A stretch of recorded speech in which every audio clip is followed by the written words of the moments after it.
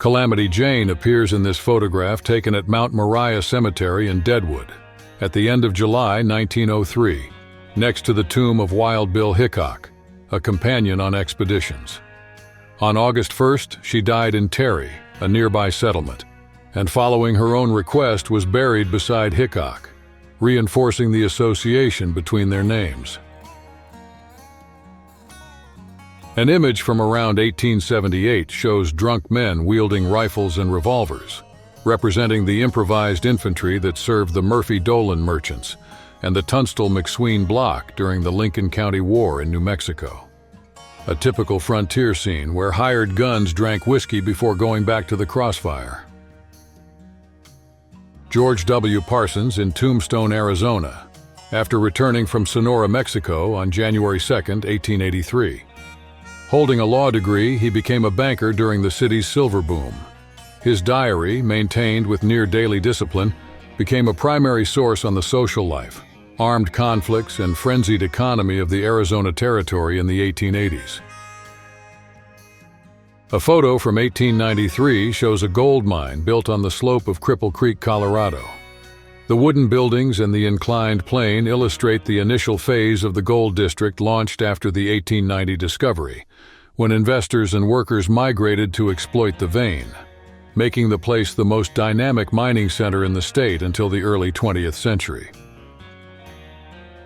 In 1889, this scene shows the interior of the Table Bluff Hotel Saloon, a stopover for travelers following the coastal road and for loggers supplying the Humboldt County shipyards. The sturdy wooden beams, kerosene lighting, and long counter reveal the importance of the redwood trade to the local economy at the turn of the 19th century. James P. Beckwourth, 1860, African-American explorer of the West, fur trapper and interpreter who lived many years among the Apsaluk, Crow people. After joining expeditions in the Green and Arkansas valleys, in 1846 he founded the trading post that gave rise to Pueblo, Colorado, and later guided caravans along the trail that today bears his name through the Sierra Nevada to California. Interior of the bar at the famous Gem Theater, the heart of nightlife in Deadwood, Dakota Territory in 1880. Imported bottles await miners coming from the Homestake mines. On the right stands Al Swearingen, a key figure in the local underworld who ran drinks, gambling, and the brothel on the upper floors. The scene captures the excitement, easy profit, and violence typical of towns born from the gold rush. Dodge City, 1878.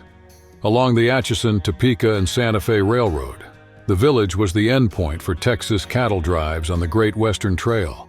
Wooden buildings stood along Front Street, filled with saloons where cowboys spent their pay. Masterson and other peace officers patrolled the night, preventing clashes between ranchers, buffalo hunters, and suppliers for nearby Fort Dodge. John Dunn, a handyman carpenter and self-taught photographer, takes a coffee break in front of the small cabin serving as his workshop, while in the background sits the wagon used by traveling launderers who served the growing population of Missoula, Montana, around 1900, during the expansion of railroads and logging camps in the region. Studio photo from 1888, showing 4 Apache scouts in service to the United States Army during the final stages of the Apache Wars. They wear a mix of military clothing and tribal elements, illustrating the role of these indigenous individuals as guides and trackers in operations against groups led by Geronimo in southern Arizona. Dick Brewer was a lawman and cattle foreman in Lincoln County, New Mexico. In 1878, during the Lincoln County War, he led the Regulators, a legally deputized posse that included Billy the Kid, organized after the murder of rancher John Tunstall. In the Blazers Mill shootout, Buckshot Roberts killed Brewer. The widely circulated edition of the Illustrated Police News from April 15, 1882, which featured the scene of the fatal shot on its center pages, shaped public judgment. Bob Ford was branded as the traitor who shot the famous outlaw Jesse James in the back, James then being unarmed. The Crystal Palace Saloon, built on Allen Street after the Great Fire of 1882, appears around 1885, when Tombstone was sustained by a silver rush. Frequented by newly paid miners, professional gamblers, and law officers, the saloon was an essential meeting place to negotiate, drink, and keep up with the news coming into the rapidly changing territory. In 1922, already 62 years old, Annie Oakley displays her marksmanship during a public demonstration in the United States. The performance crowned 4 decades of fame obtained in Buffalo Bill's Wild West shows, a symbol of an era in which women's shooting sports gained visibility. Josephine Sarah Marcus and Wyatt Earp appear side by side at the Happy Days mine, a prospecting operation they maintained after their time in Tombstone. The photo was taken around 1920, across from Parker, Arizona, at the foot of the Whipple Mountains, where the couple, already famous for the 1881 events at the OK Corral, pursued a new source of income during the late gold boom of the Southwest. President Theodore Roosevelt, on an official visit to California in May 1903, stands with naturalist John Muir on the Glacier Point overlook in Yosemite Valley. Their conversation during this 3-day journey through the park strengthened the federal policy of preserving public lands in the United States. In the mid-1880s, James McCree built a sod house south of the Middle Loop River near Berwyn in Custer County, Nebraska. Such construction spread after the Homestead Act of 1862, when settlers used the turf soil due to the lack of lumber, illustrating how pioneers adapted to the arid conditions of the Great Plains. Interior of the Jackson Bar in the mining town of Idaho City, around 1895. A pine counter, imported mirrors, and rows of whiskey bottles, with miners and travelers taking a break after their workdays in the gold fields that drove the local economy of what was then the Idaho Territory. A company of armed citizens gathered in Yuma, Arizona in 1895, when the territory still sought institutional stability.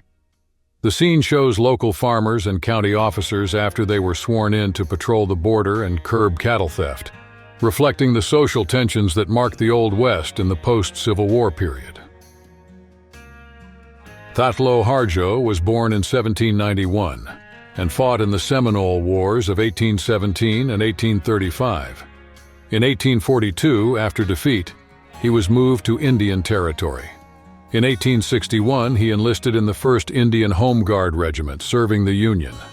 The image shows his uniform and tribal ornaments. After the war, he settled in what would become Seminole County, Oklahoma, and died in 1904 at 113 years old. In 1913, 2 members of the Navajo Nation stand on the edge of Canyon de Chelly, Arizona, looking at the walls of the ancient White House ruins, remains of ancestral Pueblo settlements dating to the 13th century. The scene highlights the cultural continuity of the Dine after the long walk, and the scope of federal photographic mapping efforts in the Southwest. Photo taken around 1870 in the New Mexico Territory, when cattle theft was widespread on the vast frontier ranches. The scene shows armed cowboys guarding a recently recovered herd, illustrating the tensions between Hispanic ranchers and Anglo-American settlers under still uncertain territorial laws after the Civil War.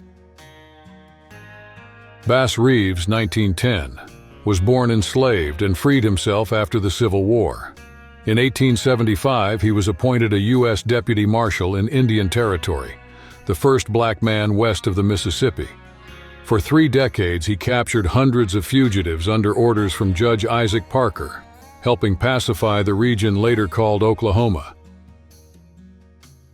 Then a cadet at the West Point Military Academy, George A. Custer appears around 1859 wielding a Colt 1855 sidehammer pocket revolver, a personal weapon commonly used by officers on the eve of the Civil War.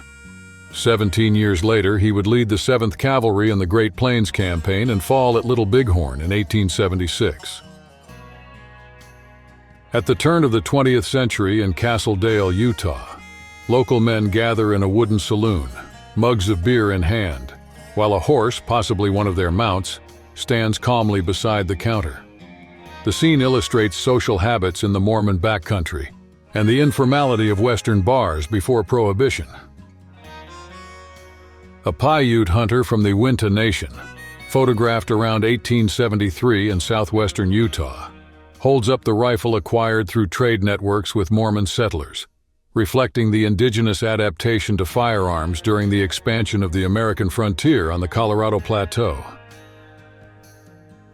Chief Joseph, Hinmatu Yalat Kekt, led the Nez Perce in the 1877 war, seeking to take his people to Canada to escape U.S. removal policies. The photograph, circa 1880, was taken after his surrender and exile. That year, Joseph was in Washington, where he spoke before authorities and reporters in defense of returning to the Wallowa Valley in Oregon. Wyatt Earp, then about 39, had already survived the OK Corral shootout, served as a federal marshal in Tombstone, and was now roaming the Southwest in search of new silver strikes. In 1887, he was between prospecting trips and card tables, carrying the reputation of a tough lawman and the central figure who would shape the Old West narrative. Undated image of Oglala Lakota, Chief Irontail with Black Diamond, the male bison from the Bronx Zoo. The scene took place in 1912, when both posed for the sculptor James E. Frazier, whose buffalo nickel aimed to honor indigenous peoples and the almost extinct Plains bison.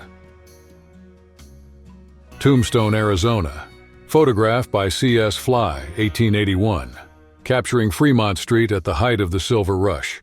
Wooden facades, saloons, and gambling houses rise in the background, drawing miners, merchants, and gunmen. Fly, who owned the studio next to the OK Corral, documented daily life on the frontier shortly before the shootout that pitted the law against the Clantons.